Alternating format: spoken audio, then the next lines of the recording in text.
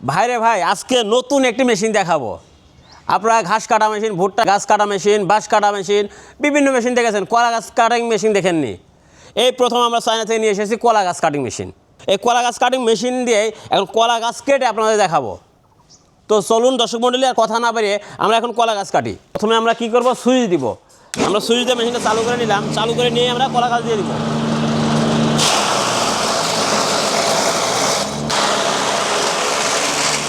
ভাইরে ভাই, এ কি আজব মেশিন! কলা গাছ দিলে 5 সেকেন্ডে শেষ, সে যত বড় কলা গাছই হোক।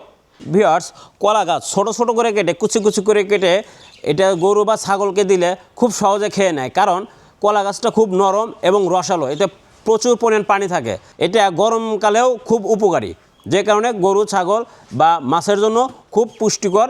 বাজারে দামি ফিডের তুলনায় এই কলা গাছ দিয়ে ফিড তৈরি করলে আপনার খামারের লভ্যাংশ বেড়ে যাবে।